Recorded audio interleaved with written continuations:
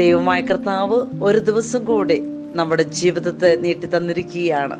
ആയുസ്സും ആരോഗ്യം തന്ന ദൈവത്തിന്റെ അതിപരിശുദ്ധമായ നാമത്തിന് മഹത്വം കൊടുക്കുമ്പോൾ ഇന്നത്തെ പ്രത്യേക പ്രാർത്ഥനാ നിയോഗമായിട്ട് പല പ്രാവശ്യം ഇന്റർവ്യൂ അറ്റംപ്റ്റ് ചെയ്തിട്ട് ആഗ്രഹിച്ചതുപോലെ ഉയരാൻ പറ്റാതെ പരാജയപ്പെട്ട് വേദനിച്ച് സങ്കടപ്പെട്ടിരിക്കുന്ന മക്കളെ നമുക്ക് സമർപ്പിച്ച് പ്രാർത്ഥിക്കാം.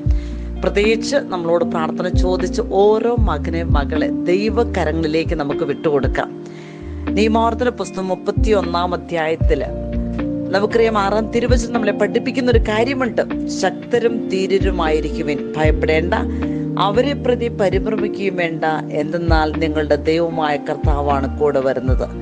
അവിടുന്ന് നിങ്ങളെ നിരാശപ്പെടുത്തുകയോ പരിത്യജിക്കുകയില്ല. ഇത് മാറ്റമില്ലാത്ത ദൈവത്തിന്റെ വചനമാണ്. കാരണം നമ്മുടെ ആ ഒരു കോൺഫിഡൻസ് നഷ്ടപ്പെട്ടു പോയി ഇനി എനിക്ക് ഇന്റർവ്യൂ അറ്റൻഡ് ചെയ്യാൻ പറ്റില്ല എന്ന് വിചാരിക്കുന്ന സമയങ്ങളിലും ദൈവമായ കർത്താവ് പറയുകയാണ്, നമ്മൾ ശക്തനും ധീരനുമായിരിക്കുക, ഏത് പരാജയത്തെയും തോൽപ്പിക്കുവാൻ വിജയം നൽകുന്ന വീരയോദ്ധാവിനെ പോലെ നമ്മുടെ കൂടെ നിൽക്കുന്ന ദൈവമായ കർത്താവ് നമ്മുടെ കൂടെയുണ്ട്. അവിടുന്ന് തന്നെയാണ് നമ്മുടെ കൂടെ വരുന്നത്. നമ്മളെ നിരാശപ്പെടുത്തുകയോ പരിത്യജിക്കുകയില്ല എന്ന് ദൈവമായ കർത്താവ് നമ്മളോട് പറഞ്ഞിട്ടുണ്ടെങ്കിൽ നമുക്ക് വിശ്വസിക്കാം മക്കളെ. പരിശുദ്ധ അമ്മ മാതാവ് പറഞ്ഞൊരു കാര്യമുണ്ട്, ഇതെങ്ങനെ സംഭവിക്കും?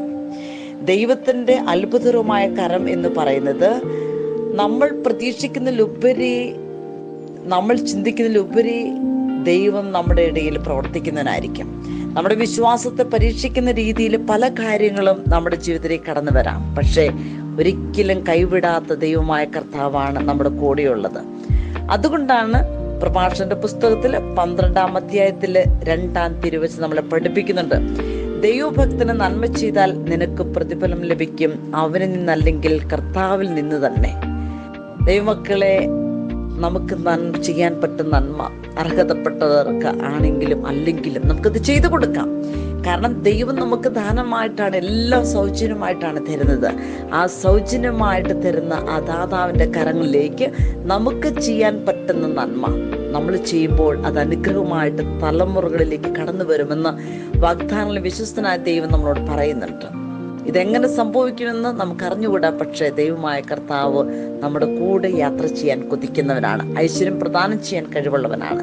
വിശ്വസിക്കാം. ദൈവമായ കർത്താവ് ഒരു ദിവസം കൂടി ദാനമായി തന്നിട്ടുണ്ടെങ്കിൽ നമ്മളോട് പ്രാർത്ഥന ചോദിച്ച ഓരോ മകളെ പരിശുദ്ധ അമ്മ മാതാവിന്റെ വിമല ഹൃദയത്തിലേക്കും ഈശോയുടെ തിരുഹൃദയത്തിലേക്ക് തൃത്യ കൂട്ടായ്മയിലേക്ക് യേശുപിതാവിന്റെ കരങ്ങളിലേക്ക് സകല വിശുദ്ധരോട് ചേർന്ന കാവൽ മാലാഖമാരോട് ചേർന്ന് നമുക്ക് സമർപ്പിക്കാം. നല്ലൊരു ദിവസം ദൈവമായ കർത്താവ് പരിശുദ്ധാത്മാവിന്റെ വലിയ കൃപയും വചനത്തിന്റെ കോട്ട കെട്ടി നമ്മെ അനുഗ്രഹിക്കട്ടെ. നമുക്ക് പ്രാർത്ഥിക്കാം.